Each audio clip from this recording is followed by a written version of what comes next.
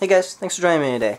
Today we're going to be taking a look at these FourSevens Maelstrom lights, and actually I have two versions here. This is the MMS right here in front, and here in back this is the light that I've really had the bulk of the testing done on. This is the MMX, and really FourSevens does a good job at really putting out very new, fresh lights that are really keeping up with the technology.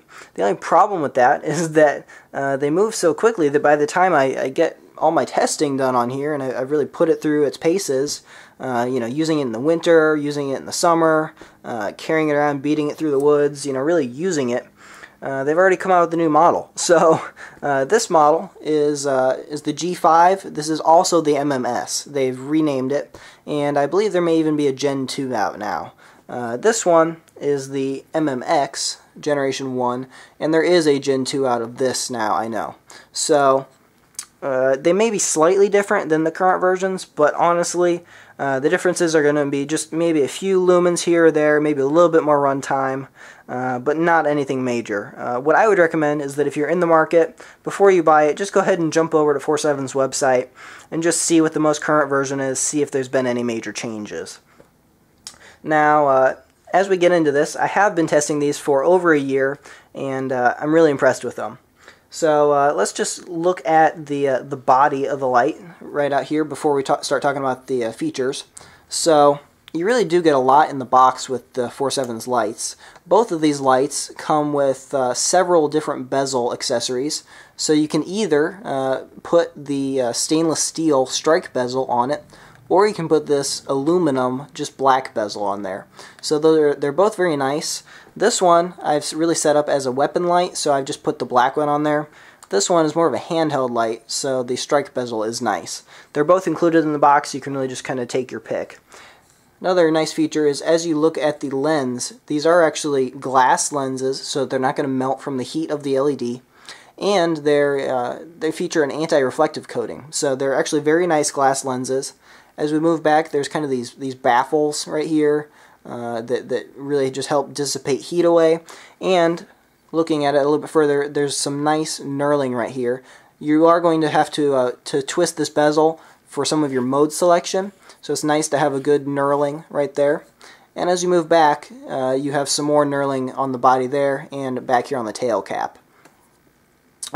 Now you will notice that this one is actually set up to be mounted on a weapon, and these are very easy to do that with because they actually just feature a 1-inch tube on here. So this is just an aluminum 1-inch tube. There's a lot of mounts out there that will accommodate 1-inch tubed flashlights. This one just so happens to be a KZ mount. It's an alright mount. What I have noticed about this mount, on shotguns with really high recoil, the flashlight does tend to slip in this ring just a little bit. That's a little bit of a downside, and that's when I've really tightened these down and Loctited them. So the other little bit of a downside to this mount is that for me, being a reviewer, I like to swap this light between several different guns, and I kind of wish there was a quick release and that I didn't have to get a little Allen wrench every time I wanted to switch it to a different gun. But other than that, it's a decent mount. It's very affordable. Another nice feature of this tube is that it actually features a shock insulated battery compartment. And what that means is that they've actually engineered this in a way that your batteries aren't going to beat the light to death. If you look at a lot of other lights, this one's a Quark XA², really great light. It just wasn't designed to be mounted on a weapon. If you mounted this on like a shotgun, after a certain number of rounds, eventually those batteries are going to, bounce around in there from the recoil of the weapon, and actually it's going to damage this light, and it'll eventually make the light fail. So these lights were purpose-built to be weapon-mounted lights, and they're very durable, and they're built for it. Now, if you don't want to set it up in this kind of configuration to be mounted on a weapon, you can also set it up just like this, and this is actually how it comes out of the box, and just use it as a handheld, just a nice handheld tactical light. So this one has a very nice pocket clip on it. This clip is very strong. It has a nice large opening here, so it'll fit over large seams on tactical pants, and it really retains the light nicely. As you look up here, it also has this ring around it, and what this ring does is several things. When you lay it on a table, it'll keep from the light rolling off the table. It also gives you a spot to hold onto the light and get kind of this almost cigar grip. So if you want to, hold this in your hand just like that, and then have maybe your gun in your other hand, you can hold the light very nicely like that. This ring also features a little hole in it right there. And what that allows you to do is actually attach a lanyard. And FourSevens actually does include a fairly nice lanyard in the box. It actually has 2 push-button sliders on it, so you can really wear it. It's very adjustable. So I actually really like these lanyards. And it comes with a little hook and a split ring that will actually fit through there. So if you do want to put a lanyard on there, that's very doable. Now as we move back a little bit further, you will notice that your tail cap is actually just a nice exposed momentary on style tail cap. I really prefer that in this weapon light type category. I like the momentary on. You can just pulse the light, and that's really how I would prefer to use this light in a more tactical type situation. You don't want to leave your light on too long, but pulsing it is a nice option. Also, if you click it, the light will just stay on. And you will notice as I keep clicking this on and tapping it, the light keeps staying in the same mode. It's not selecting through modes or anything with this tail cap. The way you would actually adjust modes, and I'll go over this in just a second, is by rotating your bezel up here on front. Now, one accessory that is available, if you do want to use a remote switch as opposed to this clicky tail cap, FourSevens does actually offer a remote switch that fits both of these lights, and it'll just screw on in place of this tail cap. And they claim that it's actually better than all of the other ones that are offered by all the other brands out there, because theirs is completely digital. So they're claiming that they're getting over 100,000 repetitions and actual presses of that switch, and the switch hasn't failed. So that's pretty impressive. It sounds like they have a very nice remote switch available for this, and if that's something you're interested in, that may be a big advantage of these lights. Alright, so just a couple more notes about the body. It does weigh 5.1 ounces without the batteries, so it's not going to be the smallest or lightest light out there, but it really does put out a lot of volume of light, and I really do think that they're worth it. Another thing to notice is that all your threads on here are actually a squared off thread, and so it's actually a very durable thread. It's going to be very hard to cross thread these, and so overall, just your overall quality on these is just really high. So let's just take a look at the actuation and the actual operation of the light. Now the way you're going to select through modes is by rotating the head on here. And what's actually going on in there when you're doing that is these pins are different lengths, and they're contacting this outer ring right here. And so when you rotate this, a different pin will contact, and that will select your mode. So you're only going to be in one mode at a time, and you're going to select that with your bezel. The light is simply your on and off. So it's not like some of their other, just kind of like utility lights where you're actually selecting the mode with your tail cap. So there's 2 sets of modes. There's your tactical set, and there's your just regular set. So the MMX I actually have set up in the tactical set. This one's the one on my gun. That's the mode I prefer. This one, just as a regular hand light, I actually like it just in your standard set. So the standard set, we'll look at that real fast. So you turn it on, and you're going to be in your high mode. You rotate this head, so it's contacting a different pin. Medium mode. Not a huge difference between medium and high. Rotate it again. There you go. Now you're in low mode. And once more, that's your Moonlight Mode. And I actually really like Moonlight Mode. It's very useful if you just want to read a book, look at a map, and you don't want to blind everyone. So those are going to be your 4 modes. And the way you actually go between different mode sets is you're actually going to rotate this head 4 times. And let's see if I can do it. It's not super easy, but it's not the type of thing you're doing all the time. 1, 2, 3, 4. Alright, yeah, so I did it. So just rotate that head 4 times between the top 2 modes, and that will change you to the different mode set. So now we're in high, just like before. We're going to rotate it. Now we're going to be in strobe mode.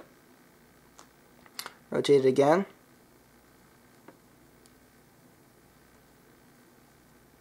This is going to be your SOS.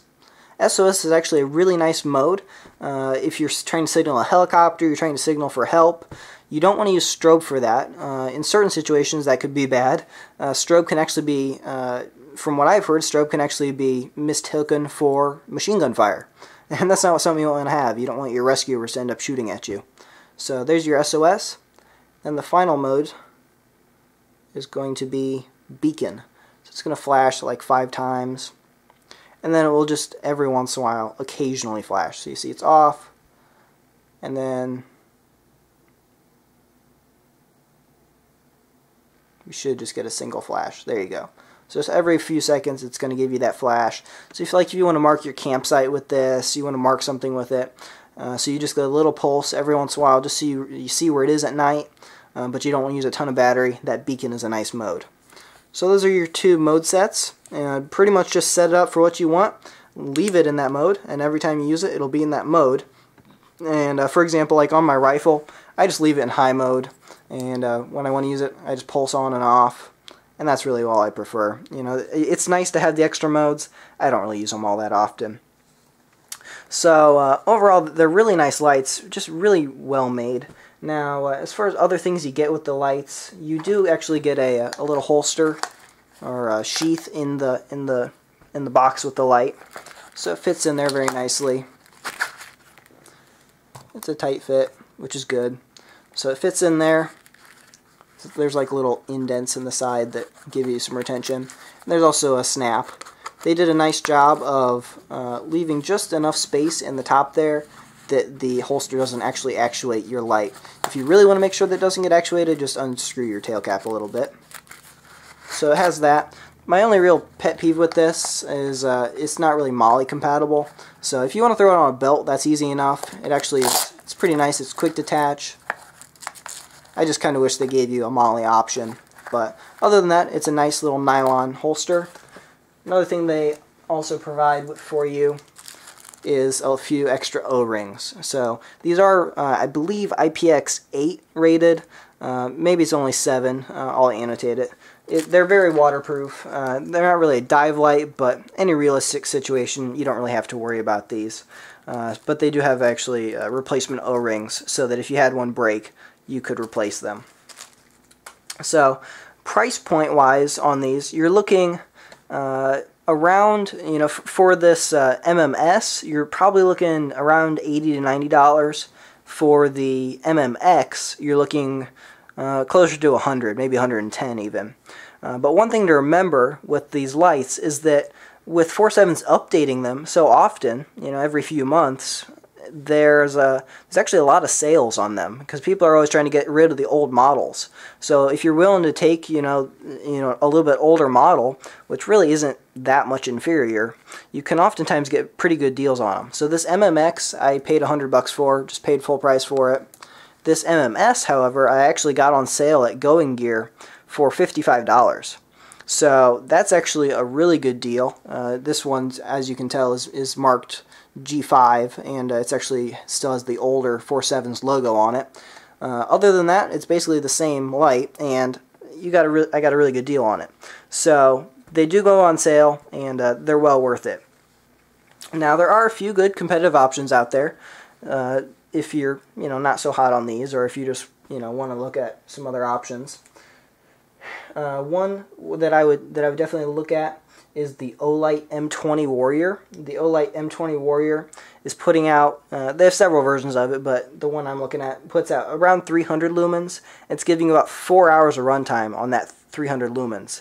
So that's pretty comparable with this MMS. This one's about 350 lumens, but it's only giving you like an hour and a half runtime. So the Olight M20 Warrior looks like a really nice option, very comparable with features, and it seems like a good light. I haven't used it, but I've seen lots of very positive reviews on it. One that I have used that I would really recommend is the Streamlight Tlr-2 if you're looking for a good weapon light. The Tlr-2 is a little bit smaller than these. It's going to be a lot more compact. It's not going to weigh quite as much. These weigh 5.1 ounces without batteries. So it's nice. It has an integrated mount, so you're not going to have to go out and buy a mount for the Tlr-2. So if you want something to mount on a handgun even, it's small enough you can actually throw it on a handgun, a rifle, or a shotgun. The Tlr-1 is a really nice weapon light. So the Tlr-1 is a light that I've used and I would definitely recommend. Now, if you find this video in a couple of years, the models will probably change. There may be new options out there, but overall, I would highly recommend these lights. They really do provide a lot of value, tons of output, lots of really good durability. And, I mean, you start looking at weapon lights, you can spend a lot of money, and you're really not going to get that much performance than you would, out of those more expensive lights than you would out of these. And, my point being, go look up the Surefire Scout light. Those lights are going $300 to $400, and very similar construction as these. So, I would highly recommend these. If you're in the market, don't hesitate. Go out and buy a Maelstrom. I don't think you'll be disappointed. So we're going to take these outside now, and I'm just going to show you a little bit of a demo. Hey guys, so I'm out here at night. Got the MMX and MMS, and we're going to give them a little try. So there you see on your screen is what this looks like in the daytime. So now we're going to shine the lights. And so first off is the MMX. Alright, so you see those hay bales right there? That right there is about 20 yards. You can see those very clearly. Remember, it is going to be a little bit brighter in person than it will show up in the film. When we look down there, that gate right down there is going to be about 40 yards. You can see it very clearly. I could easily identify somebody if they're standing right there. Now, as we look out, really far out, I don't know if it's going to show up on film, but there's those trees way down there at the end. Those are about 200 yards, and I can't quite make those out. Alright, let's try the MMS. Okay, very clear beam, a little bit more of a spotlight. As we look down there, look at that fence. Again, I don't know if it's going to make it out very clearly. I think the camera might be having trouble focusing. But again, 40 yards, very, very clear. You can easily see it. As we go out to that 200-yard tree, not so much. Still not really making it out. 40 yards though, very easy to see. So I'll show you the two lights together. This one over here on the right is the MMS. This one over here on the left is the MMX. The MMS, a little bit tighter beam. The MMX, a little bit more of a floodlight type effect. There you go. Hope that's helpful for you guys. If you have any questions at all about either of these lights, feel free to leave that down below in the comments. Be happy to help you guys out. Everyone have a nice day, and thanks for watching.